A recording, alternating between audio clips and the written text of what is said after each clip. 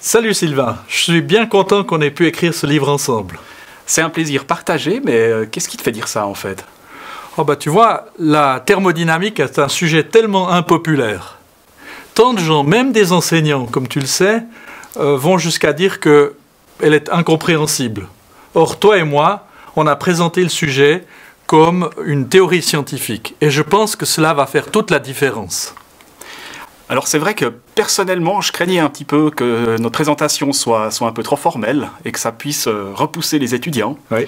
Et en fait, ce qui m'a surpris, c'est que ça a été tout le contraire. C'est-à-dire que quand on a présenté la dernière mouture du polycopier, qui a ensuite permis d'élaborer le livre, eh bien les étudiants ont été tout à fait séduits. Ils ont été séduits par la clarté, par la cohérence du discours. Hein. Oui.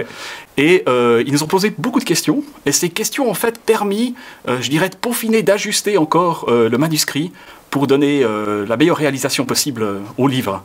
Et je pense que le fait d'avoir structuré le livre comme on l'a fait, c'est-à-dire d'avoir mis les fondements de la thermodynamique dans les 4 premiers chapitres, ça a été extrêmement bénéfique pour pouvoir ensuite générer un MOOC collaboratif basé entre autres sur ce livre.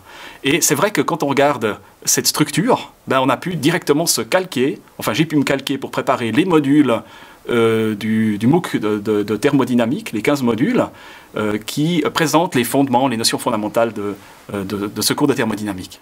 Et j'ai illustré tes modules par des vidéos d'expérience qui seront accessibles depuis le livre grâce à des codes QR. Ce qui sera magnifique pour les étudiants qui voudront les consulter avec leur smartphone. Voilà. J'avais trouvé dur de la part des PPUR de nous demander de résoudre en détail tous les problèmes du livre. Mais maintenant que le travail est fait, je suis très heureux du résultat.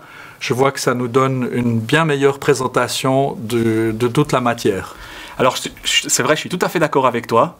Et puis, vu qu'on a présenté des solutions détaillées, des exercices, on a pu se permettre d'y glisser quelques perles.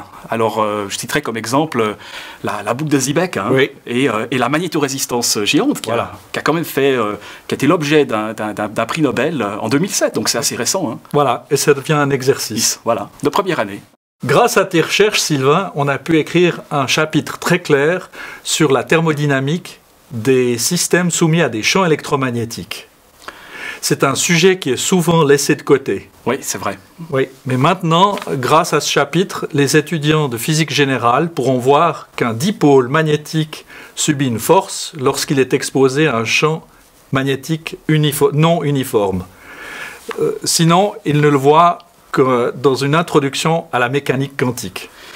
Et je dois reconnaître que j'étais très très satisfait d'arriver à exprimer en fait cette force exercée sur un dipôle électrique ou alors sur un dipôle magnétique. Hein, comme le gradient d'un potentiel thermodynamique. En fait, ceci est l'analogue de ce qu'on retrouve en mécanique pour une force conservative qui s'exprime comme le gradient d'un potentiel. Et on peut même aller plus loin.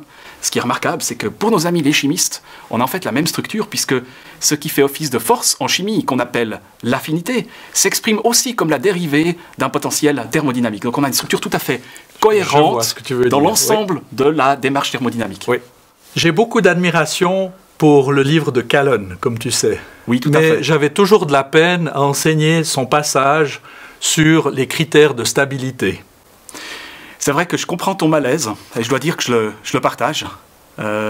Mais avec la structure qu'on a développée, on a été en mesure d'obtenir des critères de stabilité locaux et globaux, et donc d'éclairer ce sujet. Mais j'avoue que ça a été plutôt ardu, mais ça a été en même temps très éclairant et édifiant. Oui, le résultat est magnifique. Absolument. Grâce à nos recherches, nous étions très motivés pour expliquer soigneusement des phénomènes de transport comme l'effet Sorey. Oui, c'est vrai, ce qui est remarquable dans notre présentation, c'est que déjà dans les fondements, dans les premiers chapitres, en réalité dans le 3e chapitre, on a été capable de décrire des phénomènes de transport. Pourquoi? Parce qu'on a fait intervenir une interaction entre deux sous-systèmes dans un système complet. Ces sous-systèmes sont des sous-systèmes simples. Et cette interaction entre ces deux sous-systèmes simples a permis de décrire le transport de la chaleur et le transport de la matière. C'est-à-dire qu'on a déjà pu, avec cette approche élémentaire, décrire la loi de Fourier, qui rend compte de la diffusion thermique, et la loi de Fick, qui rend compte de la diffusion de matière. franchement, je me demande si les gens vont acheter notre livre. Ouais, et surtout, s'ils vont le lire.